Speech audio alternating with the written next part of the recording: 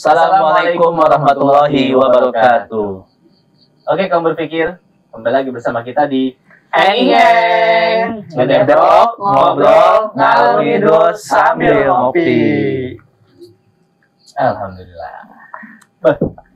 Sore-sore jam berapa ini? Hampir jam 5 lewat. Ya. Hari Kamis. Ditemani sama gerimis hujan ya. Rintik hujan. Di mana lagi kalau bukan di saung pesantren tercinta kita. Betul. Pesantren Tahfiz Al-Quran Darul Ulum Lido. Ya. Nah, oke, kamu berpikir sore hari ini, ya, kita kembali lagi di podcast yang sangat kita banggakan, tentunya ditemani dengan bintang tamu ya, yang sangat-sangat hebat, yang bisa menginspirasi kita semua. Amin ya Rabbal. Amin. Sebelumnya, ya, kita perkenalkan dulu. Saya Bagus Wicaksono dan sama saya ditemani Fahri Putra Tanoto. Dan sebelah kiri saya yang ganteng gondrong ini, namanya nggak kuat ngeliat rambutnya. Bisa aja. Perkenalkan, nama saya Muhammad Zulfan Abidin. Saya berasal dari Cigombong. Orang sini. Dari pesantren tercinta. Betul. Angkatannya Multazam angkatan ke-20. Itu aja. Oh, cukup. Silakan kakaknya.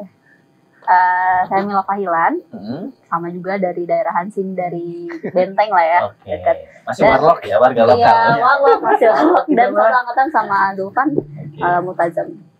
Oke, berarti saya panggil Kak Mila, kita panggil Kak Mila. Boleh. Nah, ini Abang Zulfan. Boleh.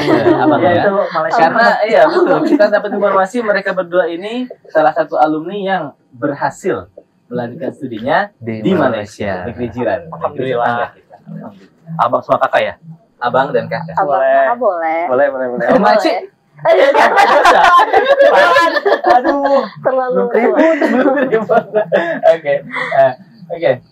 Gimana, Bang Fahri? Ya, kalau saya sendiri kan lebih kenal mereka ya, karena ketika mereka mengabdi ini kebetulan satu bagian sama saya. Di bawah antum nih. Ya, mungkin kalau sama Bagus ini mungkin baru ketemu sekarang juga kayaknya. Baru kali ketemu ya. Jadi, berarti saya kenal juga yang namanya Bagus Wicaksono. Ini satu angkatan sama saya di Lentera. Jadi pengabdian pertama di Tahfiz gitu. Jadi mereka ini waktu pengabdiannya di bagian saya Gus. Jadi di BKIP. Bagian ke sekretariatan dan informatika pesantren gitu. Ada 4 orang ya, 2 diantaranya ini, dan kebetulan yang mereka ini adalah yang akhirnya bisa kuliah di Malaysia gitu. Sebenarnya informasi, teknologi informasi. Pantesan ketika mereka datang, khususnya Bang Julpan ini, saya kaget ngeliat tuh dia. Radio PPI-nya.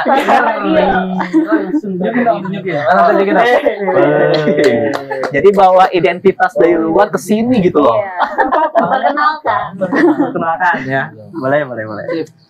Oke. Oh gitu, berarti mereka ini adalah alumni yang sempat mengabdi ya, karena pengabdian wajib. Lalu alhamdulillah ya, berkah pengabdian bisa melanjutkan untuk pendidikan tingginya di negeri jiran Malaysia. Oke, sebelum kita main ke Malaysia jauh-jauh, kita balik dulu ke Cigombong, oke? Kita balik dulu ke Cigombong. Ya, kita profiling dulu, kita kuliti dulu. Ini bagaimana kok 2 kakak kelas kita, ya, 2 kawan-kawan kita, Abang Julpan dan Kak Mila ini, ya, bagaimana awalnya bisa mengenal pesantren Darul Ulum Lido nih? Gitu. Bagaimana bisa masuk ke sini? Lalu motifnya apa? Alasannya apa? Apakah ada alasan-alasan, ya mungkin alasan lucu atau mungkin alasan yang terpaksa dan sebagainya? Biasanya kan awal-awal masuk pesantren gitu ya. Orang tua ya. Nah, mulai dari siapa? Boleh, Abang Julpan dulu. Boleh. Oke, baik. Kalau tadi berarti motifnya ya? Motif background pertama, kalau ditanya kenal DU dari siapa, itu sebetulnya yang tahu DU pertama kali itu dari Bapak. Bapak itu waktu itu jadi pengurus di DKM, kan saya kan rumahnya dekat sini di Cigombong. Pada saat itu Bapak ini sedang menjabat sebagai pengurus DKM. Oh gitu. Nah, dari situ beranjak dari situ Bapak tuh sering kayak manggil ustadz-ustadz dari DU buat ngisi acara di situ, ceramah, kajian. Iya, biasanya itu setiap malam Senin tuh ada jadwalnya dari DU. Siapa itu ustadz siapa? Setiani apa siapa itu lupa. Nah, itu dari situ tahu tuh Bapak DU. Nah, sebelum ke DU itu saya pribadi sudah banyak daftar ke pesantren-pesantren yang lain juga. Cuman qadarullah alhamdulillahnya diterima di DU. Akhirnya pada saat itu ya Bapak kan lumayan nggak mau lah anaknya deket jauh-jauh gitu. Jauh-jauh ya, makanya ya udah masukin DU aja. Gitu sih motifnya. Nggak ada istilahnya sesuatu hal ketika datang ke sini ikut tes ada ngelihat saya karena ngelihat lapangan bola gitu ya tidak main bola gitu enggak dari murni dari Bapak. Kan berarti kan kalau dulu itu mau masuk tahfiz itu ada ikutan tes sesuai kelasnya ya. Jadi waktu di pesantren pusat nih atau kampus 1 itu terus akhirnya bisa masuk ke pesantren tahfiz itu kelas berapa atau gimana saat itu? Saat itu kan saya pribadi kan dari SMP ke SMA ya. Jadi masuknya intensif. Pada saat itu intensif. Di intensif kelas kan intensif ada kelas 1 sama intensif kelas 3. Nah, intensif kelas 1 itu ada pendaftaran kan di tahfiz. Nyobalah tuh. Karena kan Bapak sama Umi juga ya bangga gitu kalau misalnya punya anaknya yang penghafal Quran.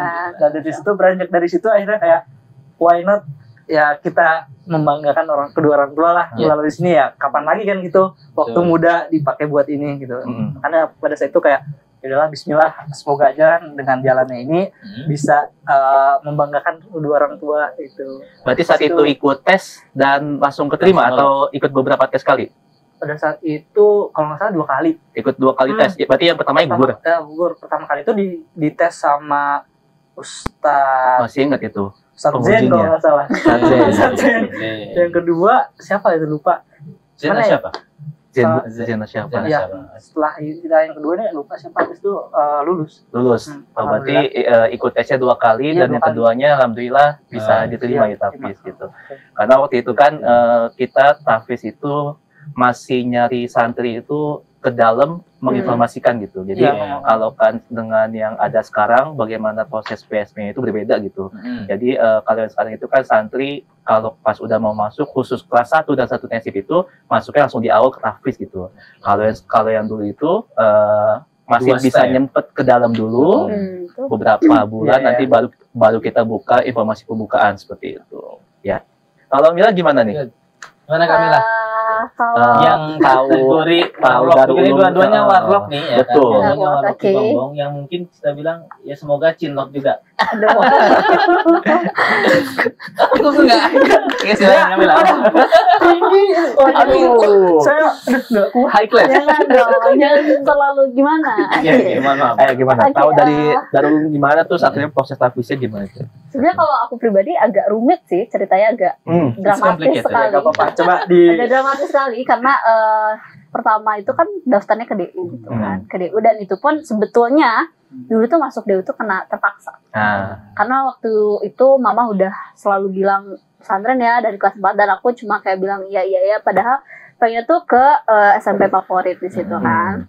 Sampai akhirnya di situ ada triggernya tuh mama tuh lagi nggak baik lah kondisi keluarganya gitu. Jadi di situ seorang Mila kecil sudah berpikir kayak, aduh kayaknya kalau Mila aku junior kalau aku nolak kayaknya bakal nambah-nambahin beban gitu. Jadi ya udahlah, Bismillah masuk aja. Walaupun setengah tahun pertama itu selalu pengen pulang, pengen pindah. Berarti masuk kelas 1 masuk SMP. kelas 1 reguler. reguler ya.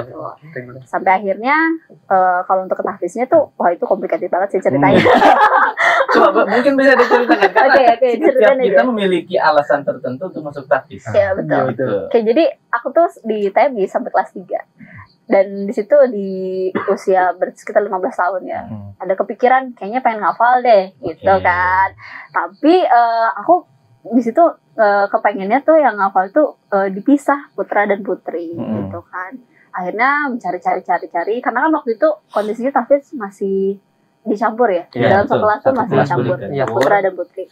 Nah waktu itu preferensinya emang pengen yang khusus putri aja atau khusus putra aja gitu. Akhirnya nyari ketemuan pesantren di Al-Amin Sumeneb Madura gitu. Karena Saat termotivasi itu. juga dari Khodibul Wahad kan beliau alumni Al-Amin. Nah, jadi coba ini juga kan kayak browsing juga tuh kayak gimana sih ada tahfiznya nggak? Ternyata kebetulan ada dan termasuk yang pesantren yang besar juga tahfiznya. Akhirnya pindah ke Al-Amin. Akhirnya pindah dengan segala apa ya istilahnya ditahan guru-guru, diomelin, pokoknya nggak boleh pindah gitu. Kalau Berarti mau, itu di kelas satunya sempet berapa lama dulu? di mananya? Di Darul Ulumnya sebelum akhirnya pindah ke Al-Amin. Di Darul Ulumnya 3 tahun. Oh tetap 3 tahun. Tetap 3 tahun. tetap Jadi pindahnya tuh masa ke SMA-nya mau pindah gitu. Jadi SMP-nya aman. Kelas 1 Berarti SMP selesai. Pas mau kelas 4 ternyata pindahnya ke Al-Amin. Pindahnya ke Al-Amin. Akhirnya dengan segala drama tetap maksain kekeh dengan usia yang masih apa ya arogan dan ya so tau lah istilahnya anak usia 12 tahun jati diri lah. yang masih mencari jati diri kayak aku pokoknya harus ke sana gitu. Finally akhirnya pindah ke Al-Amin. Di situ juga sebenarnya orang tua kalau dari ayah itu agak berat karena emang literally nggak ada siapapun di sana, nggak ada jauh kenalan lagi ya, di dan Madura kan. jauh gitu. Perempuan nekat memang gitu kan, nekat. Jadi mama mengizinkan karena aku maksa terus kayak mama pokoknya pengen kesini. Nah pindah. Qadarullah di sana itu memang sistemnya bagus juga gitu kan. Cuma mungkin karena ada beberapa ridho yang nggak tertunaikan gitu kan, jadinya di sana tuh sempet sakit parah yang memang betul-betul parah dan harus dibawa pulang sih. Pokoknya akhirnya ada kesempatan di 1 semester pertama. Karena di sana liburannya tuh liburan Maulid kalau nggak salah. Tapi masuk sana tuh lanjut ke kelas 4 apa ada program? Jadi masuk intensif dulu. Oh, masuk intensif dulu. Jadi start dari nol lagi. Berarti nggak lanjut ke kelas 4 ya? Nggak bisa gitu. Jadi karena kan hafalannya juga harus dari nol lagi gitu kan. Berarti dapat 1 semester di sana, akhirnya sekitar 4 bulan setengah. Kebetulan ada kesempatan pulang untuk liburan Maulid, jadi sekalian pindah aja. Karena waktu itu juga administrasinya belum complicated kalau untuk anak intensif karena belum masuk data gitu. Jadi ambil kesempatan bismillah pulang. Akhirnya di situ mantan wali kelasnya tuh kelas 3 tuh Bu Sri Mei. Beliau masih berbaik hati menawarkan kayak mau nggak nih balik lagi ke DU gitu karena bingung juga harus ke pesantren lagi gitu kan. Daripada capek-capek browsing lagi dan banyak pertimbangan lain, mending udah pasti-pasti aja deh gitu. Akhirnya masuk lagi ke Darul Ulum. Nah, masuk ke Darul Ulum lagi, intensif kelas 4. Nah, ini ini yang lebih penasaran sebetulnya. Kan di TMI dulu kelas 3, pindah gitu kan. Akhirnya intensif. Akhirnya masuk intensif juga. Di Al-Amin. Oh, di Al-Amin. Intensif. Terus akhirnya karena harus start hafalan. Akhirnya ke Khodim. Menghadap baru 2 hari sampai di Bogor, langsung menghadap ke Khodim. Katanya ditanya lah kenapa alasannya gini. Akhirnya Khodim yang memutuskan. Gak apa-apa kamu langsung masuk kelas 4 aja. Kelas 4. Iya. Walaupun mungkin sudah hampir lewat 1 semester. Iya, sudah mau semester. Waktu itu di sini tuh kondisinya lagi ujian. Dan aku ngiranya tuh kayak masuknya sedangkan dia belum belajar apa-apa di kelas 4 nih. Iya, jadi waktu itu kondisinya di sini lagi ujian dan aku mikirnya oke, mungkin masuknya nanti kali habis liburan semester. Ternyata suddenly Khodim bilang katanya, "Udah besok aja." Kaget dong karena dulu belajarnya intensif, sedangkan pelajaran kelas 4 kan pelajaran negeri umum apalagi pondoknya udah advance banget kan kelas 4 itu beda dengan pas kita kelas 3 gitu. Jadi udah dan ditawarin mau masuk mana tahfiz apa TMI gitu kan, karena waktu itu di situ masih punya hafalan dari yang sebelumnya, jadi bismillah tahfiz aja. Berarti pas balik ke kelas 4 itu langsung pindah ke tahfiz apa sempat langsung pindah ke tahfiz. Pas lagi ada pembukaan apa gimana saat itu?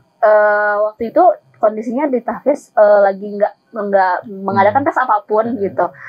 Intinya sedang berlangsung ujian dan langsung disuruh ikut ujian.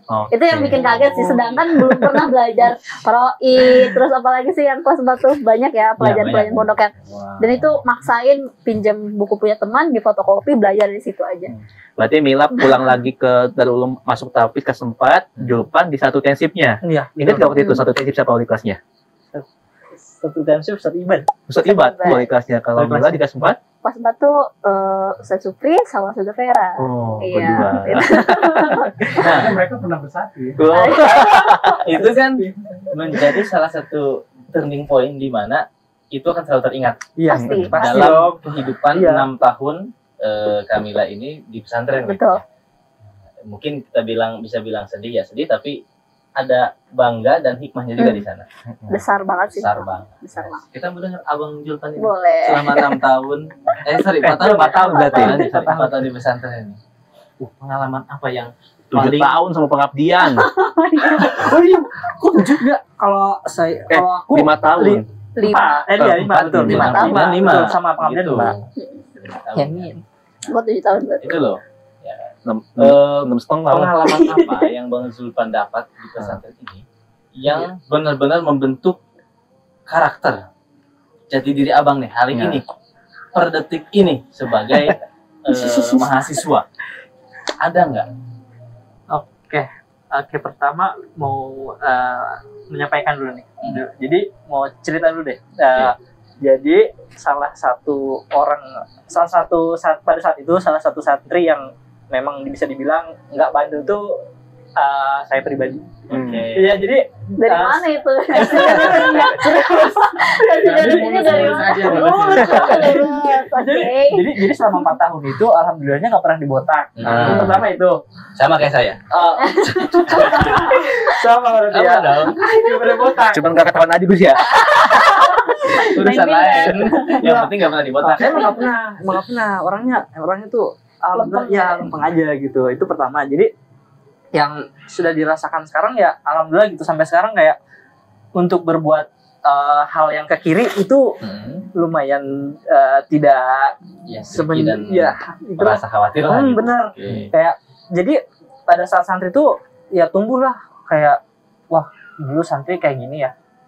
Masa disiplin bagaimana? Masa waktu pas mahasiswa urakan terus ya tahu lah Gen Z sekarang bagaimana fenomenanya. Ya alhamdulillahnya dari situ sih. Jadi ciri khasnya saya ini ya itu aja, nggak pernah dibotak. Iya, cuma soalnya gini, kayak ngelihat teman-teman tuh dibotak tuh bener-bener apa ya, malu gitu. Malu banget lah. Iya bener, itu sih kayak iya itu.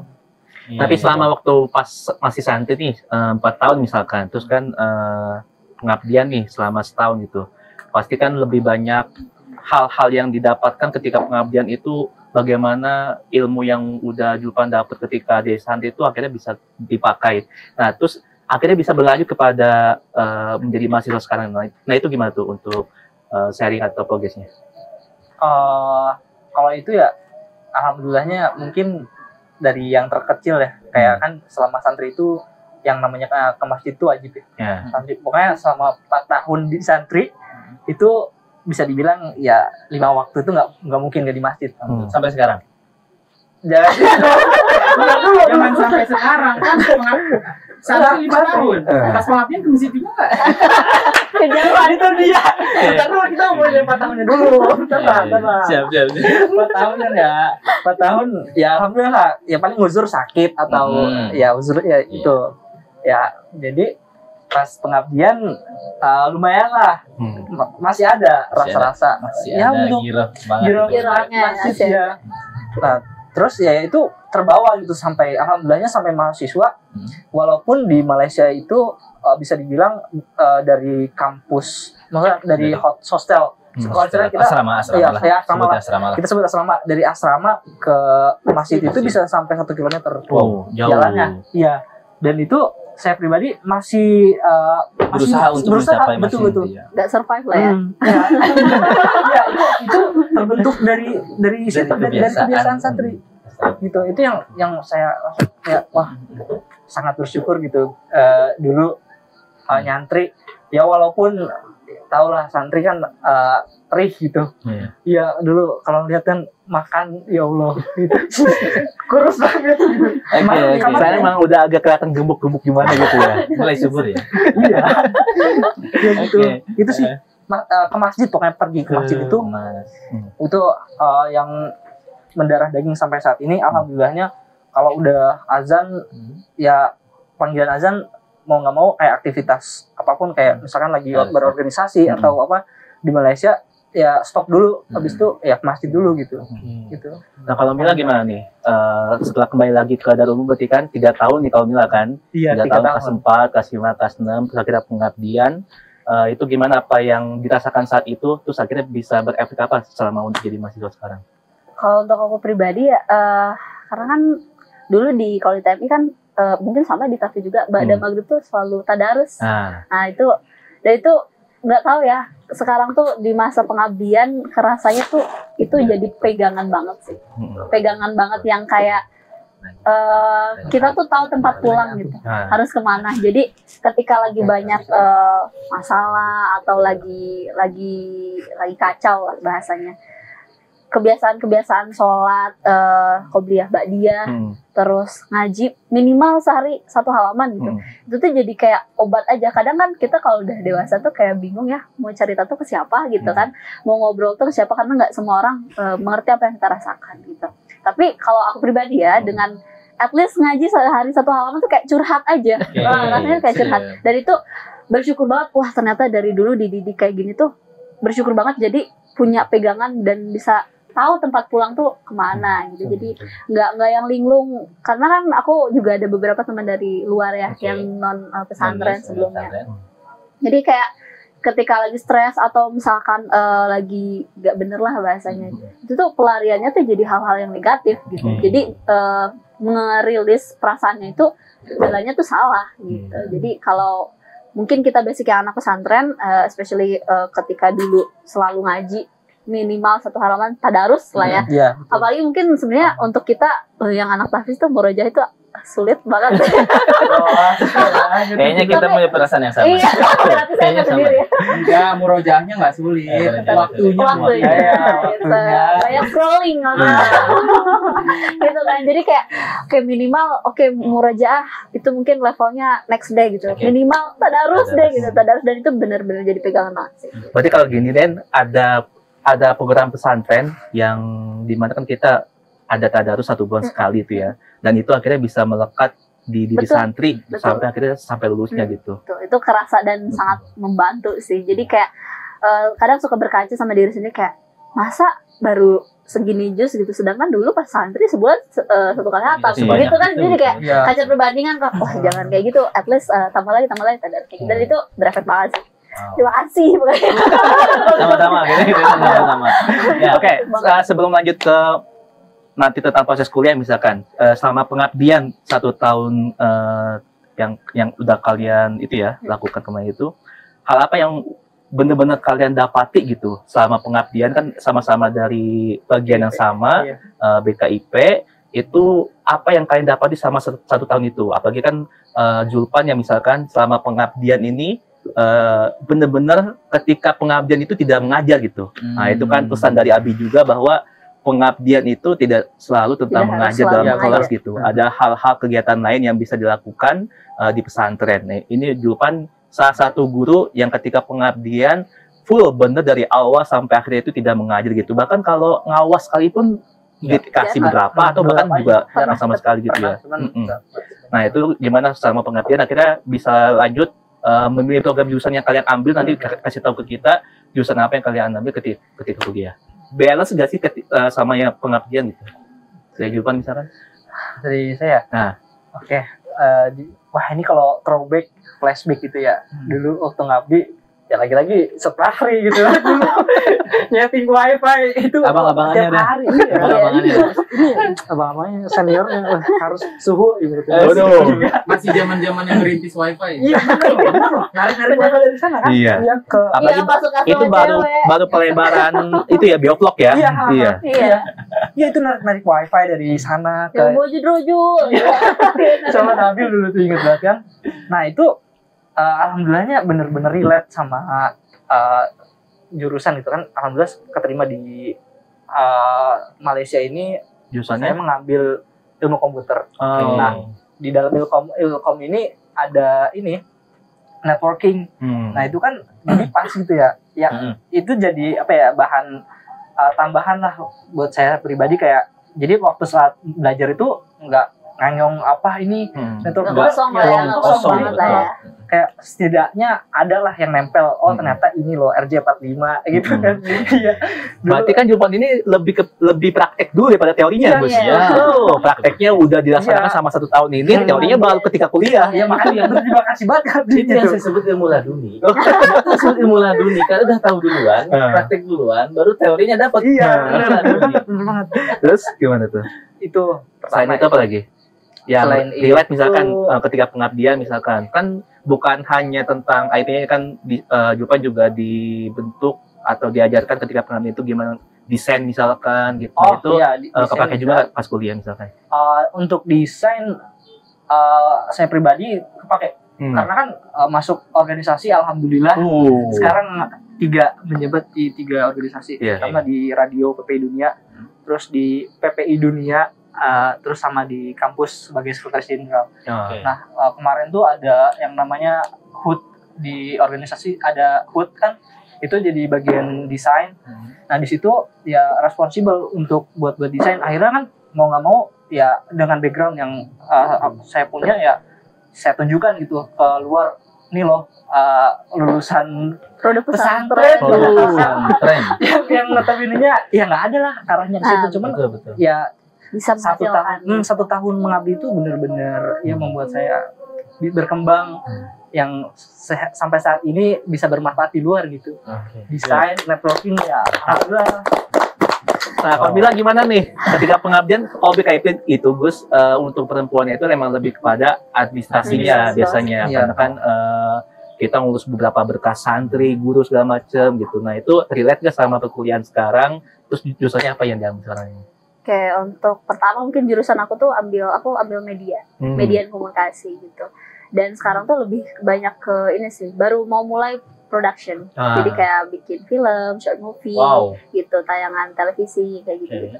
Terus kalau pertanyaannya relate apa enggak, sebetulnya bukan di relate di jenis pekerjaannya ya, cuma dari habitnya mungkin. Kebiasaannya. Nah, dari kebiasaannya. Jadi betul-betul ngefek ke time management. Itu ngefek banget karena kan aku juga pas ngabdi tuh ngajar, musyrifah terus juga pegang BKIP juga data, dan itu pendataan tuh lumayan hektik juga sebetulnya kan, karena apalagi ketika santri baru gitu kan, dan itu benar-benar dituntut untuk gimana nih caranya bisa tetap profesional untuk ngajar, jadi musyrifah dan juga jadi sekretariat gitu. Sedangkan kan waktu kita sehari juga cuma 24 jam dan kita harus selalu punya waktu untuk diri kita sendiri, dan itu applicable banget ketika zaman kuliah gitu, karena ya waktunya production kapan, waktunya editing tuh harus kapan, dan waktunya kita untuk mencerna materi dari matkul yang lain tuh kapan, karena nggak semua kan production gitu. Jadi harus benar-benar pinter banget untuk time manajemennya gitu, dan itu ngaruh banget sih dari habit sebelumnya ketika mengabdi, karena kan ngabdi juga sangat hektik ya gitu. Hektik kan, dari mulai apel langsung hafalan, langsung ngajar. You can mention anything. Ya, you can mention anything. Bulan mau ngerapat gitu. Bulan itu kita yang kan berkonsumsi, rapat, beresin rapat, itu kayak wah, kita kan jadi. Tapi enaknya di akhir dapat gorengan kan? Gak diet, di awal nyemot dulu. Aku nyemot duluan sih. Good. Gitu saat. Tadi kan kenapa saya bilang ya susah ditaklukkan ya, karena tadi disebutin kan banyak kegiatan-kegiatannya tadi ya. Susah itu. Ya kan menyibukkan diri dengan hal yang positif. Iya. Kalau bahasa ini HVW. High Value Woman. Amin. Amin. Masih harus nambah kalinya. Iya, kan dari pertanyaan itu mulai tergambar bagaimana kegiatan hari ini, lalu kesibukannya, lalu dari background pendidikan sekarang. Iya. Ini sebenarnya bisa digali lebih jauh nih. Tapi saya kayaknya enaknya kalau bentuknya ngobrol biasa, bukan tanya jawab. Nah, ngobrol biasa ya? Benar ngobrol biasa yang istilahnya kayak tadi kan kita nanya jawab sebagainya gitu. Kita ngobrol satu masalah misalnya ini dua-duanya berhubungan dengan teknologi. Betul. Ya, betul, ini ilmu komunikasinya Aku yang ini komputer. Ilmu komputernya, ini programmernya ataupun kembali ke media. Media. Saya komputasinya, dia yang bagian media. Media. Kayak editing itu gitu. Nah, itu kan berarti zaman sekarang ini digital era. Kita sebut digital era. Ya, semua dengan kamera yang kita punya gitu kan, dengan mic yang kita punya. Iya. Ini kan buat satu terobosan. Ya, buat satu terobosan di mana manusia harus terus berkembang. Iya, betul. Manusia terus berkembang, teknologi, informasi yang tadinya kita say bahwasannya komunikasi itu hanya mulut ke mulut, ya kan? Lalu dengan surat menyurat yang nyampainya dikirimnya bulan ini, ya, kita punya bulan depan, ya gitu kan. Sekarang kita sekali klik langsung share, bisa sampai ke Amerika, bisa sampai ke Australia, semua berita di Australia Amerika bisa langsung kita dapat. Nah, yang mau saya tanyakan, mau kita obrolkan, menurut kalian berdua, ya di era digital ini, bagaimana peran kita nih, ya kalau saya bilang kaum santri lah. Nah, kaum santri untuk apa? Untuk kita bisa menyebarluaskan, ya, kita share semua apa yang kita miliki, apa yang menjadi jargon, yang menjadi kebaikan dari kita dari kaum santri kepada khalayak luas, khususnya umumnya di Indonesia lah, khususnya untuk semua around the world gitu ya. Terlebih lagi kan kalian berdua ini, saya bilang sudah menjadi diaspora dari satu negara Indonesia, dua dari pesantren. Jadi kalian adalah wajah Indonesia, wajah dunia pesantren Indonesia. Bagaimana sistem digitalisasi bagi santri di situ? Mila dulu kayaknya yang udah ada jawaban. Lupa masih mikir ini berat banget sama. Gimana Mil? Oke, kalau dari aku pribadi sih lebih kayak tadi ya, sambung ke santri dan teknologi gitu kan. Jadi karena kan mungkin kalau di pesantren itu kita nggak yang fokus tentang teknologi, nggak sih? Maksudnya itu hanya selingan, kita lebih fokus ke pelajaran umum dan pondoknya gitu kan, yang di highlightnya. Tapi balik lagi, kita juga nggak boleh close minded gitu. Kita harus open minded dan istilahnya selalu up to date. Apalagi orang-orang di media nggak bisa kalau nggak update gitu, karena media akan selalu mengikuti perkembangan zaman, kemajuan teknologi dan kemajuan tren. Kita harus selalu update apa nih yang lagi tren, dan dari situ value-value santri bisa masuk. Bedanya up to date dengan FOMO apa? Menurut Kamila nih? Kalau FOMO itu lebih kayak kita tuh nggak literally paham sih sebenarnya apa yang terjadi, cuma ngikut aja gitu, kayak biar rame aja gitu, ikut euforianya aja. Tapi kalau up to date itu kita lebih kayak observe, kita tahu apa yang terjadi dan apa sih setelah itu gitu. Jadi kita tuh tahu cause dan effect-nya dari fenomena yang terjadi itu. Dan itu membentuk jati diri kita, menunjukkan jati diri kita, dan daripada hanya menjadi FOMO gitu. Betul. Dan value santri ini memang krusial banget ketika menghadapi fenomena yang tadi up to date dan FOMO. Ketika kita nggak punya pegangan sebagai santri, akan kebawa arus kemana-mana. Tapi ketika kita punya at least punya basic, walaupun tetap up to date, tapi tetap kita ada pegangan, kita tuh value-nya santri gitu. Jangan sampai terlalu up to date dan jadinya over. Jadinya melupakan jati diri yang sebelumnya sebagai seorang santri. Melanjutkan aja. Aduh, menambahkan kayaknya ini. Tapi dia kurang jawabannya. Udah. Boleh. Nambahin aja. Tadi kan dibilang ya saya rasa menjadi santri itu udah batas minimal seseorang untuk hidup. Betul banget. Menurut saya SMA negeri atau SMA swasta itu untuk ke ranah agamanya kan kurang ya. Ya ada, tapi mungkin tidak tercukupi sebagai pesantren. Itu kurang banget kan. Nah, bagi saya santri ini itu minimal banget gitu, harus basic banget gitu. Benteng pertama itu santri. Nah, di situ kan berarti ya dengan adanya fondasi kita sebagai santri, setelah kita lulus nanti kan ya kita udah siap gitu untuk sekarang di era digital ya, kayak di mana-mana ada AI, betul. Terus machine learning di mana-mana gitu. Nah, saya rasa dengan adanya fondasi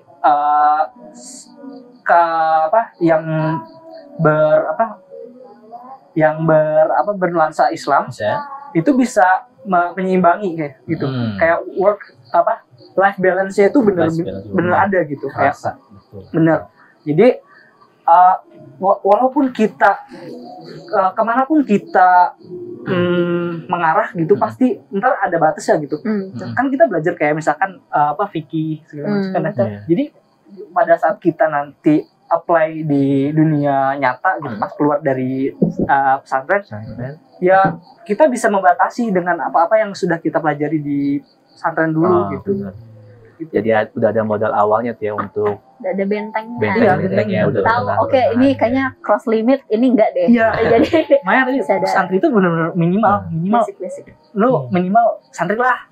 Gitu sih. Jadi harus basicnya harus kuat dulu. Nah, lanjut. Oke. Berarti kan kita sudah punya saya katakan kita sudah punya benteng dasar ya, dalam menghadapi dunia digital ini. Bahkan masih kurang sebenarnya. Iya, sebetulnya. Bukan sih, lebih kayak harus tetap di maintain. Gitu. Maintenance. Ya udah ada lah. Maintenance ya susah. Iya, memang. Ya pasti ya kata itu susah. Ya baru jangan susah. Betul. At least yang kecil-kecil. Ya seperti kata Nabi bilang ya, manusia itu pada salah dan benar ya, dan lupa. Iman itu naik turun ya, seperti itulah.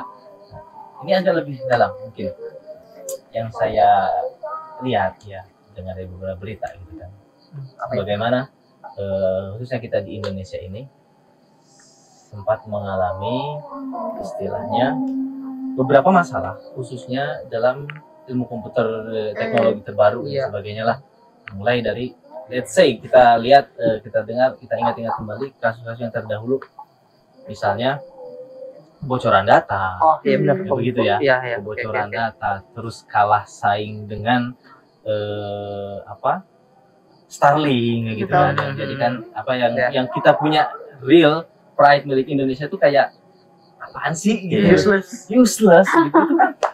Saya sebagai orang Indonesia ya ingin, kita pengen bagaimana produk Indonesia itu bisa berguna untuk masyarakat Indonesia dan itu punya kualitas yang high value betul loh. Yang tinggi. Itu yang saya obrolkan.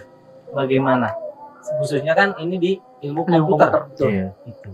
Apakah kedepannya nanti nih Abang Julpan ini gitu kan, mungkin setelah 1-2 tahun kemudian akan bisa mengembangkan sendiri seperti itu ya kan. Jadi kan ini mengembangkan ininya alatnya, source-nya. Tinggal ini yang spreadnya itu tinggal share dalam bentuk karya-karya dia, video, iklan ataupun animasi dan sebagainya.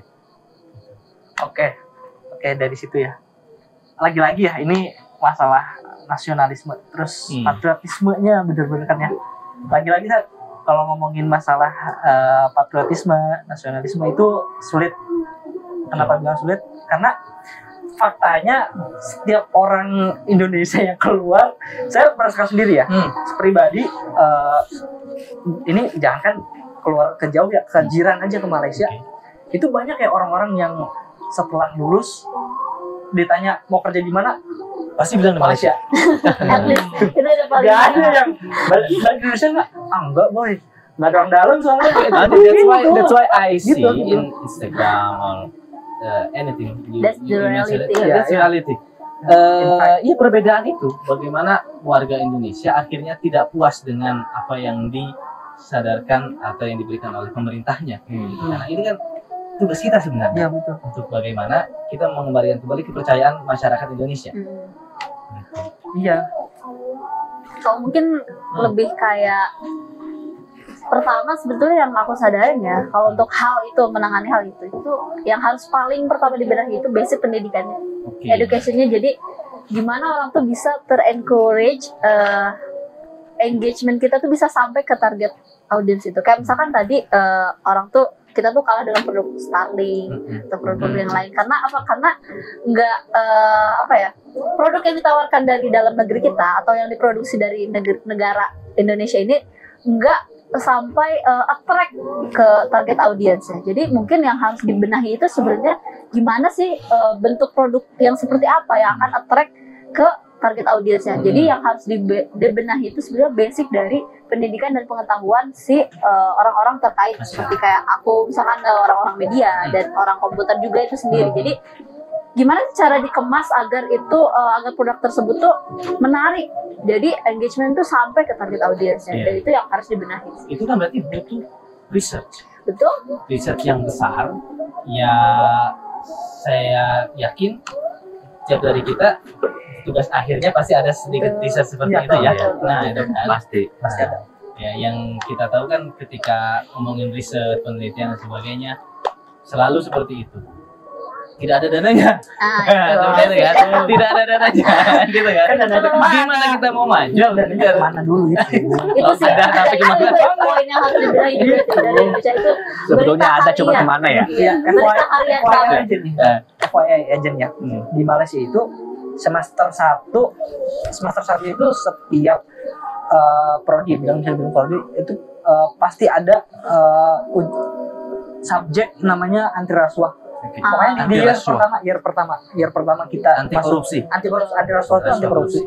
Nah, di situ kayak bisa menjadikan kaca perbandingan gitu sama kayak di Indonesia, kayak apakah di Indonesia emang di year pertama itu ada gitu subjek-subjek kayak gini. Fokus dari subjek ini. Jadi kita tuh betul-betul dididik di tahun pertama. Just mungkin bisa dibilang masih nonsen lah ya, sebagai pendidikan karakter awal. Betul, karakter awal itu harus didukung dari kampus itu juga. Nggak bisa hanya dengan pemerintahnya, karena kan pemerintah untuk sampai ke mahasiswa itu jauh ya. Jauh melalui menteri, melalui dinas dan sebagainya. Dan yang paling dekat itu apa ya? Lecture, dosen itu sendiri. Dosen harus saling support setiap elemennya. Betul. Dan paling terdekat kalau untuk mahasiswa jenjangnya dosen dan matkul itu yang poin paling intinya. dekat ya. Jadi main fokusnya sebenarnya di situ. Nah, berarti sudah berapa tahun nih di Malaysia sudah dapat program Hampir master? 2 tahun ya. Hampir 2 tahun. Hampir 2 Oktober ini kita 2 tahun ya. Ya, Oktober ini 2 tahun. Wow. Waktu berangkat ikut nganterin kalian nggak sih? Iya, Ada selfie-nya loh. iya, Ada selfie, ambil selfie itu ya. Pokoknya setiap yang berangkat tuh kita temuin di bandara. Di bandara lah. Oke. Nah, selama 2 tahun di sana. Let's say setiap kita dalam proses belajar dengan niat baik, ya, sebagaimana yang dituliskan Undang-Undang Pembukaan Dasar ya, mencerdaskan kehidupan bangsa. Iya. Dan mencerdaskan kehidupan bangsa. Apa yang kita bilang sudah kalian lakukan selama hampir 2 tahun ini sebagai diaspora, sebagai duta Indonesia, sebagai harapan bangsa selama proses kuliah kalian? Nggak berat ya. Maksudnya walaupun misalnya masih belum targetnya tercapai, tapi atau mungkin ada next levelnya dari yang sudah kalian lakukan Atau rencana mungkin. Kalau aku pribadi waktu itu sempat ikut kayak sanggar ngajar gitu. Jadi di sana tuh ada beberapa anak-anak Indonesia yang let's say mereka tuh sekolahnya ilegal. Jadi nggak formal dari, jadi orang tua mereka itu imigran dari Indonesia, tapi mungkin imigrannya ilegal, gelap. Jadi si anak itu dibawa dan mereka nggak dapat hak sekolah yang layak gitu. Jadi sekolah itu hanya sekitar beberapa hari, kayak cuma 3 hari dalam seminggu, dan itu pun kelas 1-nya tuh berapa orang, kelas 2-nya, dan nggak formal gitu kelasnya. Jadi betul-betul kadang kelas 6 tuh belum bisa baca, belum bisa ngitung, dan itu betul-betul menyentuh banget sih, kayak berarti memang pendidikan tuh kalau di Indonesia belum jadi hal yang jadi fokus pertama, primer. Bukan belum jadi primary untuk fokus gimana sih cara membentuk Indonesia yang maju gitu kan. Makanya dari situ mulailah tersentuh kayak berarti betul-betul harus fokus di pendidikan sih nantinya. Apapun yang bidang kita ambil, tetap pendidikan tuh kayaknya basic yang harus kita kasih sih ke masyarakat, especially kalau untuk di daerah aku di bahasa Inggris ya. Karena emang sekarang tuh bahasa itu wajib banget ya sih. Wajib pokoknya itu mau Inggris mau Arab ya.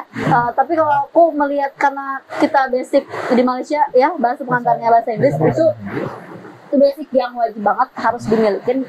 Dan itu yang membuat aku kayak terdorong gimana nih cara bikin gebrakannya nanti ketika kamu udah lulus, at least kamu tuh memperkenalkan bahwa Inggris tuh nggak asing dan itu tuh sesuatu yang harus kita punya, apalagi menghadapi zaman yang makin kesini makin advance, makin nggak bisa teknologi. Kalau kita ketinggalan teknologi, semuanya ketinggalan. Kita ketinggalan bahasa Inggris, semuanya ketinggalan. Nggak bisa, dan itu bukan sesuatu yang bisa kita tolak, tapi ya perubahan zaman yang mau nggak mau kita harus berdampingan gitu. Wow, sambil mengajar. Lebih ke. Saya juga selama di Kairo itu ya, kan istilahnya ada sekolah khusus untuk anak-anak yang memang dia orang kaya Indonesia dan resmi sebagai mahasiswa gitu. Ada SIC, Sekolah Indonesia Kairo. Mungkin di Malaysia ada Sekolah Indonesia.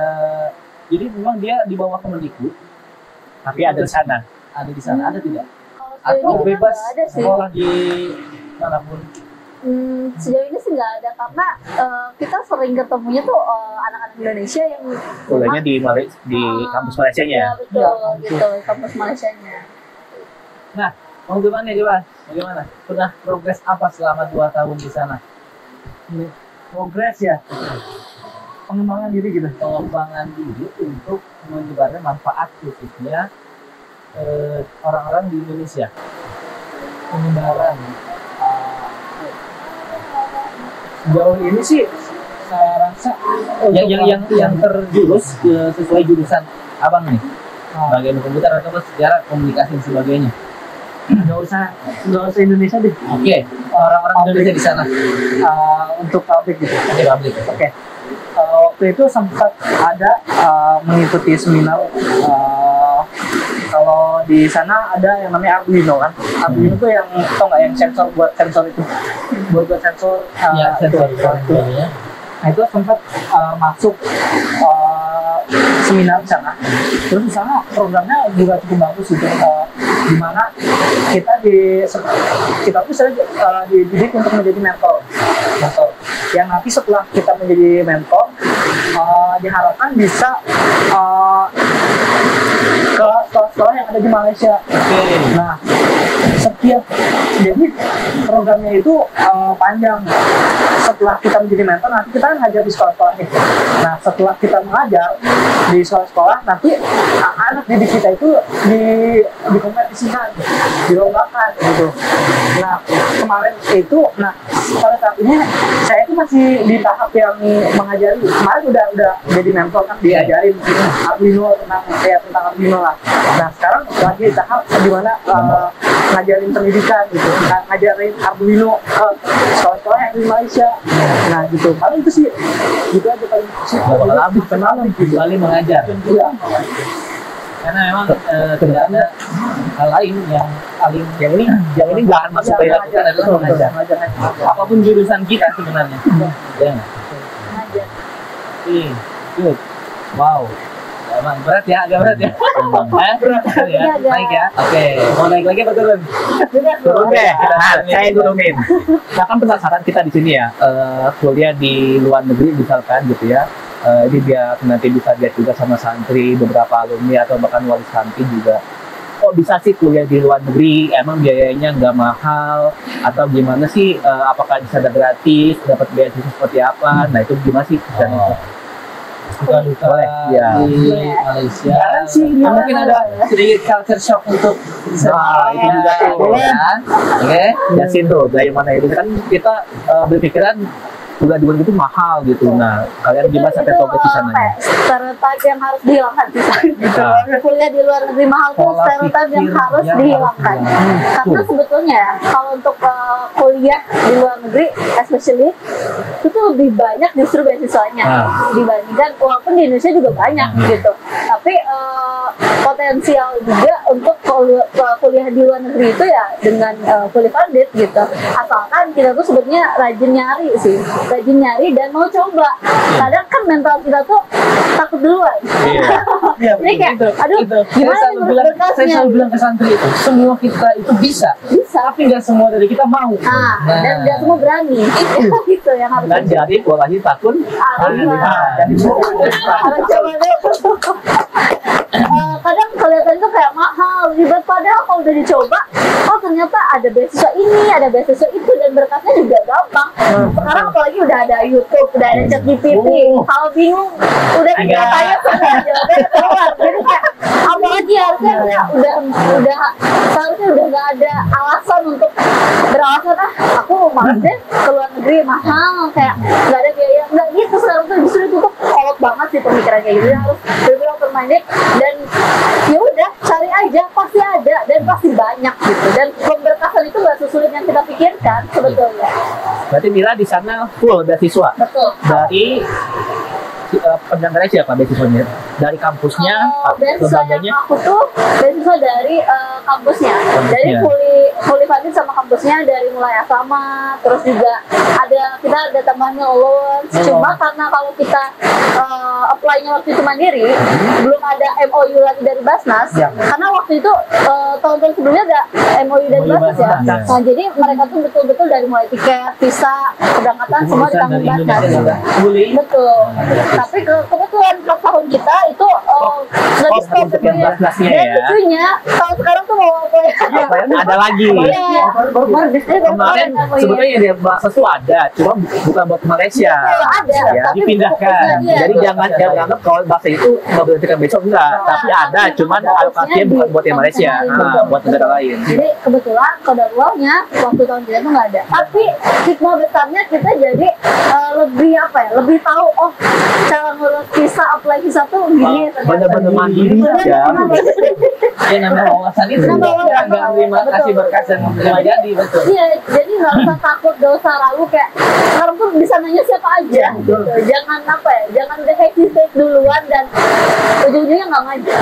Berarti kan jenis beasiswa yang dapat berarti sama. Sama persis. Itu dapat apa aja sih di kampus itu? Meliputi apa aja? Pertama meal allowance. Meal allowance itu sebesar 450 ringgit. Meal allowance itu uang makan lah. Uang makan. Oke. Sebesar Kalau dirupiahin sekitar juta 600 lah ya. Juta 600 sampai 500. Itu per bulan. Per bulan. Oke. Meal allowance, accommodation. Accommodation itu tempat tinggal. Tempat tinggal. Dan di sana kita ada yang namanya hostel. Hostel asrama ya. Ya asrama, satu kamar itu ada 4 orang. Terus Include toilet di dalam. Wow. Iya. Toiletnya di dalam. Itu dapat berapa akomodasi?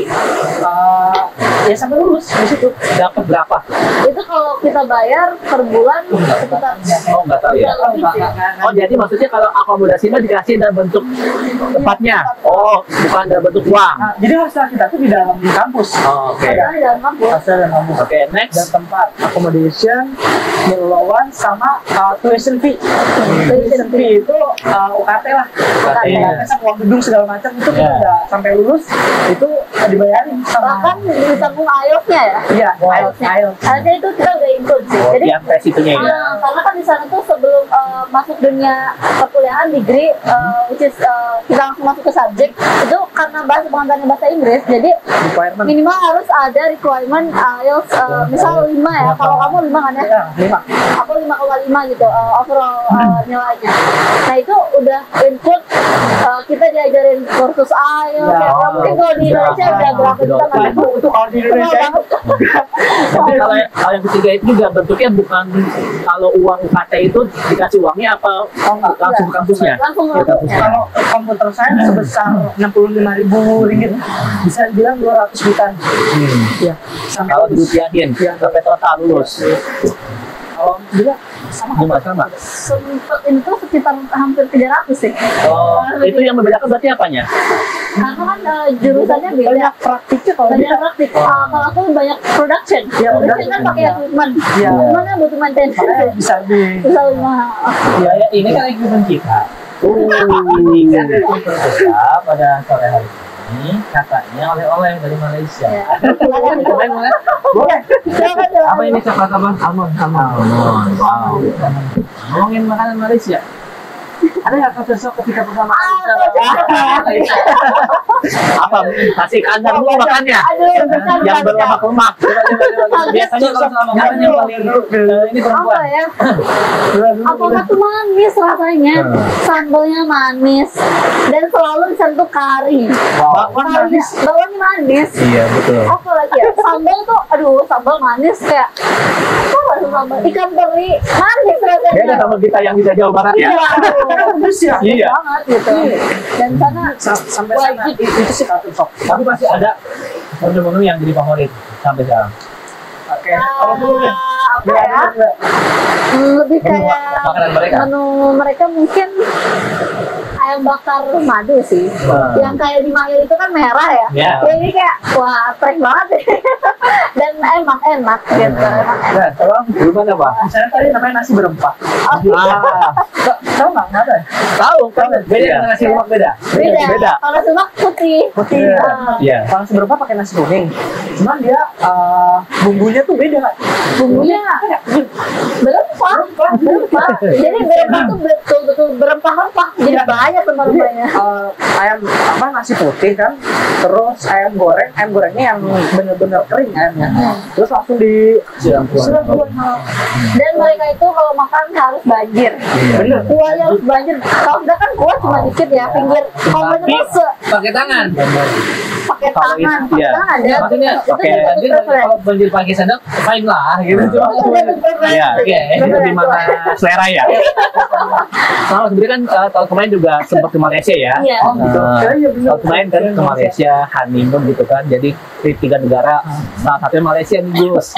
Sempat mau datangin mereka nih sebetulnya nih, cuma karena nggak jadi satu tempat destinasi, akhirnya hanya ketemu salah satu alumni dari Tapis juga di Saroni itu langsung di KL-nya ya gitu. Nggak berhenti di kedahnya, jadi nggak bisa ketemu sama kalian dan benar-benar nyobain makanan di sana tuh ya seperti Dupan bilang tadi.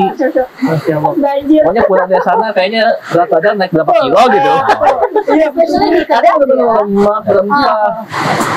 Yang mana kita sempat nyobain tuh yang makanan apa? Iya, Yang nasi apa namanya? masih kadar. Ini sama persis nggak sih kayak yang di Malaysia? Jadi di Bogor ini ada makanan khas Malaysia nasi kandar gitu. Restoran Malaysia nasi kandar di Bogor sini dekat stasiun Bogor tuh. Benar-benar jadi makanannya tuh berlemak banget, basah gitu, kolesterol semua. Benar-benar mirip gitu. Good. Itu ngomong masalah makanan ya. Sekarang kita ngobrolin nanya tentang hidup bersosial dengan orang-orang Malaysia. Oke. Mungkin kalau di kampus Atau kan bahkan mahasiswa internasionalnya. Iya. Kan nggak ketemu hanya Malaysia aja dong. Gitu kan. Lebih banyak ke internasional sih. Oh, bahkan lebih banyak dari orang luarnya. karena memang UNIF-nya UNIF International Iya.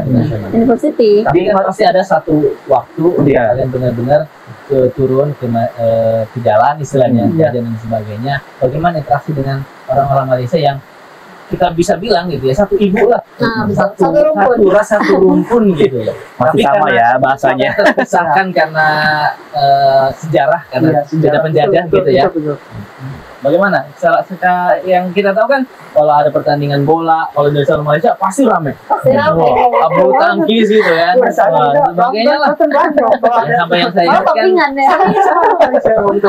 ya kita itu kalau bukan saya bilang ya ketika dari Ganyang Malaysia kan, apakah Iya. itu berimpact sekali dengan kehidupan kalian, dengan interaksi kalian dengan orang-orang Malaysia asli, real Malaysia?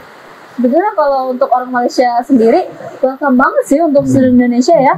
Bahkan mereka tuh kayak happy kalau tahu kita seluruh Indonesia gitu. Dan satu karakter orang-orang Malaysia yang especially mungkin di Kedah, yang aku amazed banget tuh mereka tuh bener-bener dermawan sih. Dermawan banget.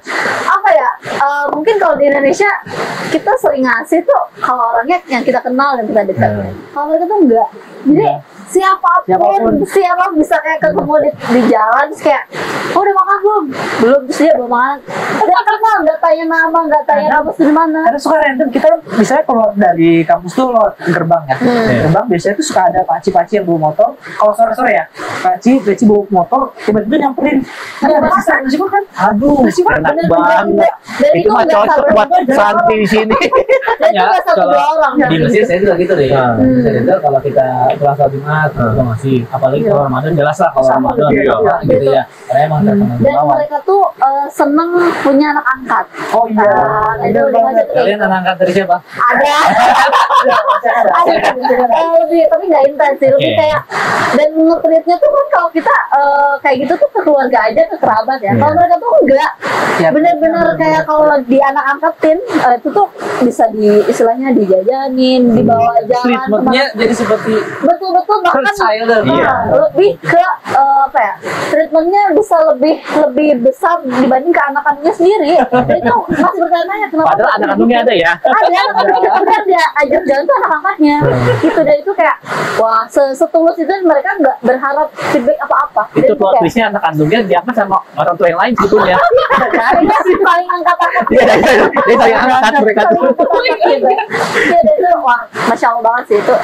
Satu karakter orang Malaysia yang benar-benar apa ya, ngasih tuh ke pandang bulu gitu. Siapapun. Tapi kalau komposisi orang Malaysia itu kan pasti bukan benar-benar apa ya, pribumi Malaysia dong, betul. ya kan? Itu campuran dari Malaysia sebetulnya. Oh, Ada. sebentar. Yang saya kan di Malaysia di Mesir itu kenal dan banyak beberapa mahasiswa Malaysia gitu ya. Bahkan mahasiswa paling banyak di Mesir itu paling banyak orang-orang Malaysia. Ketika kita ngobrol, mereka selalu bicara, kakek saya itu orang Indonesia atau orang Jambi, Nenek moyang berarti ya.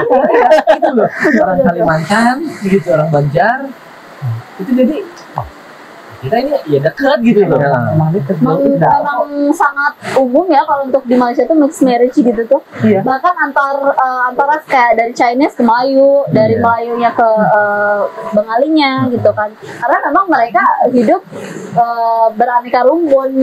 Kalau kita kan Melayu semua ya sebagai orang Indonesia. Kalau mereka tuh ada Chinese, ada Bangladeshnya, ada India juga. Tamil gitu. Ya, ada orang-orang Tamilnya juga. Jadi betul-betul ya udah apa ya, hidup tuh betul-betul bukan berdampingan lagi tapi apa ya, menyatu gitu. Bener-bener betul-betul terintegrity antara satu dan yang lain gitu. Itu hal yang shock juga sih buat kita sebagai orang Sunda, especially ya Sunda kan selalu sama Sunda Sunda, lagi, iya. Jawa lagi, Jawa lagi. jadi kayak wah Ya itulah. India tuh masuk banyak juga. India, Banyak. banyak. Kalau Keturunan India ras India. India, Cina itu banyak, cuman ya nggak sebanyak lokalnya ya. Cuman sebenarnya tergantung tempatnya sih. Kalau untuk di Kalau di kita tuh, Kedah sendiri gimana? di Kedah sendiri lebih banyak muslimnya, Ya, orang Melayu. Melayu. Cuma kalau kita melipir sedikit ke Pineng itu kayak semacam pulau kecil kayak gitu. Pulau Pineng itu lebih banyak Chinese-nya. Dan agak susah ya nyari makanan halal. Jajanan halal. Emang mayoritas di sana seperti itu ya? Ya, Chinese gitu. Jadi ada kawasan-kawasannya gitu. Betul. Nah, yang ini. Terus kalau misalkan dari sistem negara kan di sana kan Perdana Menteri ya. Pernah nggak sih merasakan ada kebijakan-kebijakan yang mungkin perlu kalian ciptakan di sini? Kalau di sini kan kita republik nih. Di sana apa berarti ada sih, nyebutnya? ada. Di sana nyebutnya apa? Apa? Kerajaan. Kerajaan. Ya, Perdana Menteri kan ya untuk pimpinannya. Nah, itu ada nggak kebijakan-kebijakan yang perlu kalian ciptakan mungkin sharing di sini? Bukan lebih diciptakan sih, tapi lebih kita syukuri dan sebenarnya pengen kita aplikasi di Indonesia ya. Aduh, Itu itu tuh bisa kayak- tuh. Nggak apa-apa. Jadi di Kairo itu ada kalau kita masih Indonesia kan ya udah catering sampai ke sana, kita nyewa kosan sendiri, nyewa apartemen sendiri sebagainya. Ya, ada untuk asrama, itu pun asrama dari kampus. Gitu ya. Jadi, orang-orang Malaysia itu tiap negerinya punya gedung. Betul. Betul. Itu di Mesir, di Kairo. Jadi dia memang mungkin hubungan bilateral antara Malaysia dengan yang Mesir Concern baik. banget mereka tuh, concern banget. Gitu. Jadi mereka sampai buat gedung dan dia mempersiapkan orang-orang Malaysia yang kebetulan dibiasiswakan untuk tidak Al-Azhar, dia tinggal di situ, makan di situ dan sebagainya, dengan konsekuensi ketika mungkin tidak Tidak serius. tidak serius atau belajarnya. menjadi tingkat naik, nggak naik kelas lah, di out gitu. Tapi seserius itu mereka Betul, gitu betul. untuk mempersiapkan pendidikan anak-anaknya. Betul. Ya, betul. Betul. apalagi ini kan mereka tuh investasi penduduk sosial banget ya. Menyiapkan dana untuk masyarakatnya, especially di bidang pendidikan. Jadi setahu aku ya di sana tuh semua anak tuh wajib sekolah ya. Maksudnya sekolah itu dibiayai pemerintah dulu. Mau mereka mampu, mau mereka enggak, tapi mereka dikasih gitu. Nanti ketika udah lulus ya, kalau nggak salah, baru mereka ada tuntutan, bukan tuntutan sih, lebih kayak kalau mereka mampu ya silakan.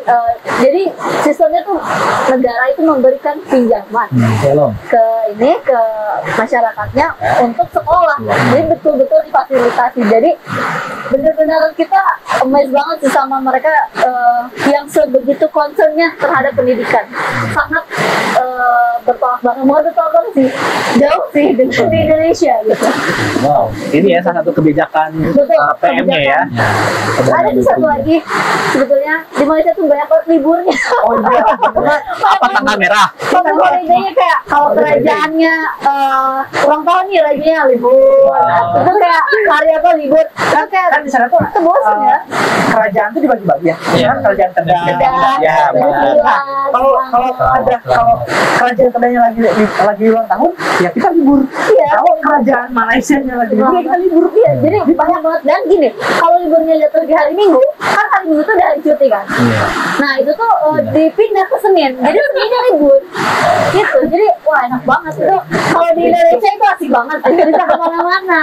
Nah, itu kan mungkin dalam satu artian dalam rangka untuk menumbuhkan nasionalisme. Betul. Ya, ketika diliburkan harusnya muncul ada dibuat kegiatan tertentu. Untuk itu bagaimana? Oh, ketika negara punya hajat atau satu kerajaan punya hajat, seakan-akan rakyat pun ikut dirangkul dalam lebih itu. Rakyat pun ikut merasakan Merasakan gitu. Jadi itu kayak wah kita keren banget.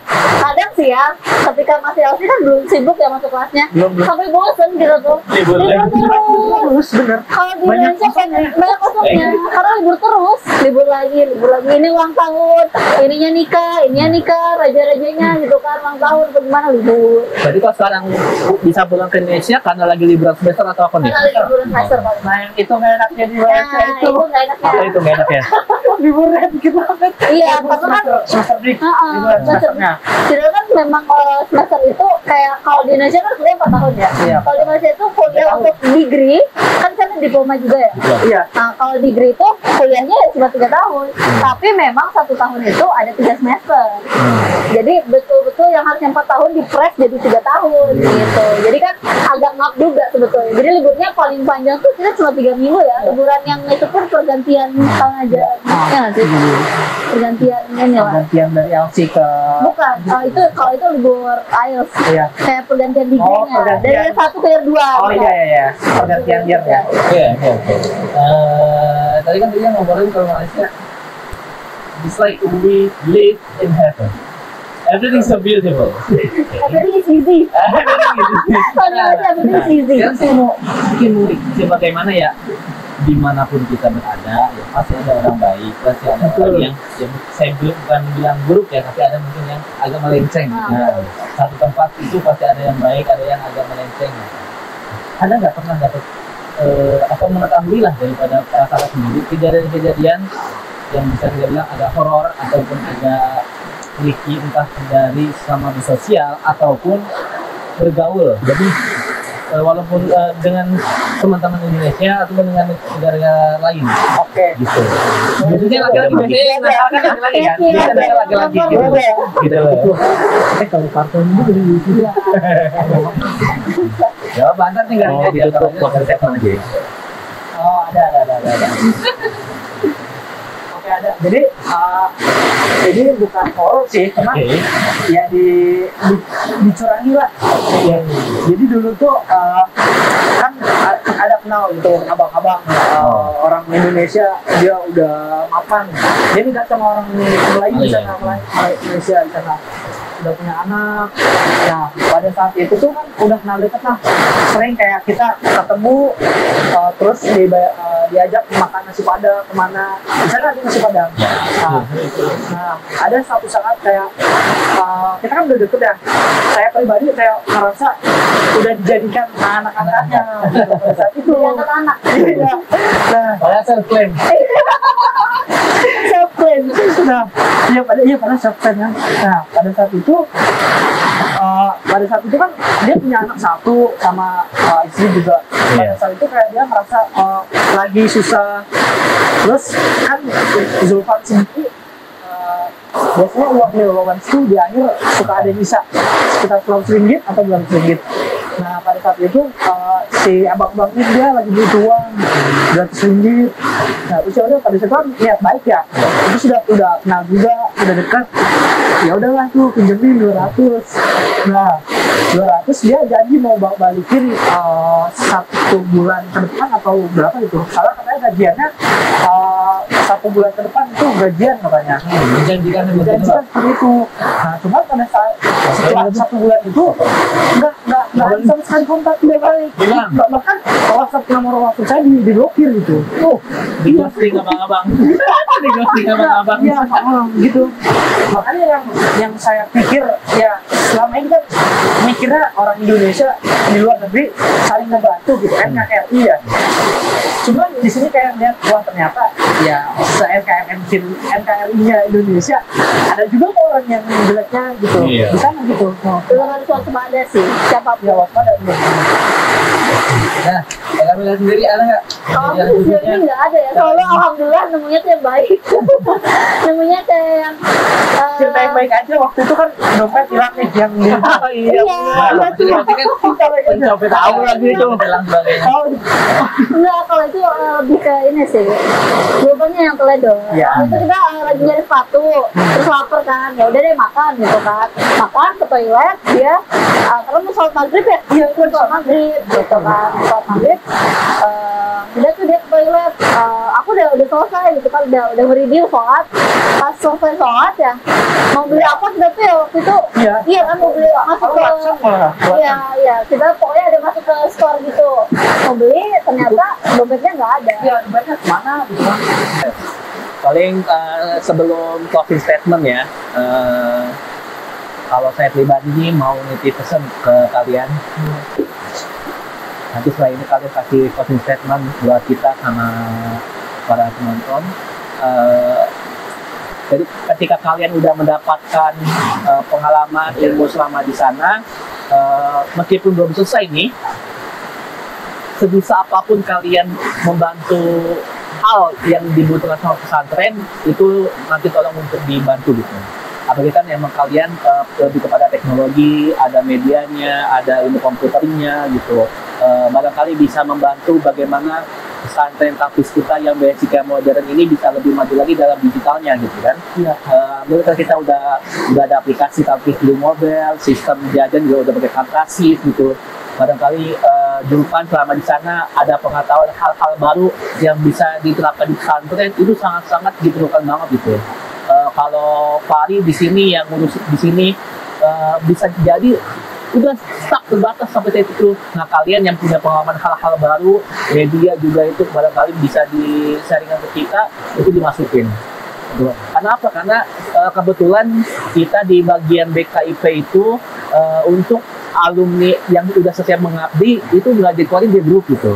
Tetap ada di grup itu supaya apa? Supaya bisa sharing, bisa tahu bagaimana hal-hal tentang pesantren gitu.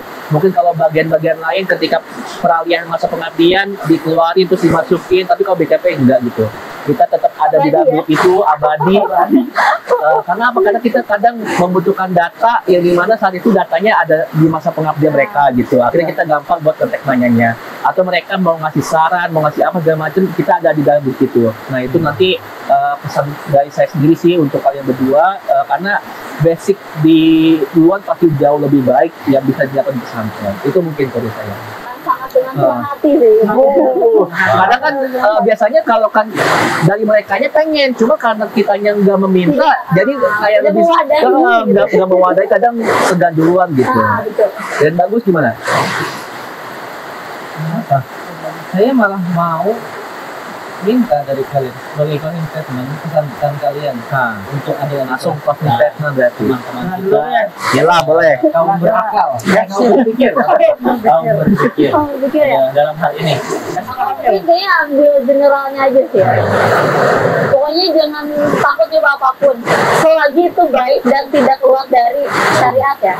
Kayak kenal orang baru, nyoba hal baru, kayak kita nggak masuk ke dunia yang istilahnya keagamaan gitu, kayak bukan tafsir atau bukan hadis, tapi selagi kita bisa membawa dampak positif nantinya lewat cara ini dengan tetap menyelipkan value-value sebagai seorang santri, sebagai seorang alumni pesantren gitu, just do it, keep it up gitu, kayak pokoknya lanjutin aja, coba aja selagi itu tidak merugikan orang lain dan tidak keluar dari syariat, gitu aja. Pokoknya jangan takut duluan, karena banyak hal baik yang lagi menanti kita di depan. Kalau kita takut duluan, hal baik itu nggak akan pernah kita dapetin. Gitu ya, Depan, gimana bagaimana nih? Misalnya, Berbagi closing statement. relate sama tadi yang di awal gitu. Ya jadi santri kalau bisa mah kayak saya. Enak banget ngomongnya kayak Sama itu aja pertama. Menurut peraturan kalau jadi santri gitu ya, jangan sampai ya memalukan nama baik keluarga gitu kan. Itu kan ya nggak enak gitu. Itu yang pertama. Terus yang kedua, saya kan kuliah di luar negeri ya, di Malaysia gitu. Ya kalau bisa bagi kaum berpikir, bukan kaum berpikir, kaum berpikir santri-santri yang nanti setelah lulus dari pengabdian atau dari pesantren-pesantren, ya saya harap sih kalau bisa ya jauh lah, apa? Main yang jauh. Kau jangan tanggung ke Malaysia. Bener. Cari pengalaman sebanyak mungkin, ya kalau bisa sampai ke negeri Cina gitu. Walaupun kan di Cina itu ya basicnya bukan Islam gitu ya. Cuman saya pikir ada banyak kok di sana. Tetap ada yang bisa diambil dari semua kebudayaan, dari semua agama. Sedikit story. Jadi saya punya teman sana, kenal organisasi juga dari PPID. Ternyata di sana tuh banyak gitu. Kan stereotype orang Cina itu sebetulnya ya sombong, terus ya arogan. Iya. Ternyata nggak semuanya gitu kok. Di sana tuh ya baik juga gitu. Terus banyak juga ilmu-ilmu yang bisa kita ambil untuk diimplementasikan di Indonesia gitu. Itu sih. Good. Wow, mantap. Tadi kita udah mulai dari Cigombong langsung ke Malaysia. Kita lagi tentang Cina gitu. Oh, Malaysia Cina. Muter aja terus. Ya, begitulah. Nah, ini kalau mesti dikorek lagi masih banyak sebenarnya. Tapi kita tunggu lagi setelah mungkin nanti mereka lulus. Iya. Kita berkarya. Amin. Apa ada rencana ke sana? S2-nya kayak mungkin kalau pengen sih nggak di Malaysia, karena pengen nyoba yang inilah, yang baru gitu. Dari suasana baru. Ya, suasana baru. Pengalaman baru. Pengalaman baru. Ya, betul. Wow. Oke, kembali kayaknya cukup, kita udah lumayan malam ini. Tadi jam lebih ya. Tadi kayak masih kurang gelap. Ya, oke. Makasih untuk semua para kaum berpikir. Kita nanti akan kembali lagi dalam podcast kita. Ya, kita akan hadirkan orang-orang atau alumni-alumni yang sudah berkibar di mana-mana untuk menjadi inspirasi untuk para santri. Oke, nanti kita kembali lagi di podcast kita. Depro, ngobrol, ngalor ngidul sambil ngopi. Assalamualaikum.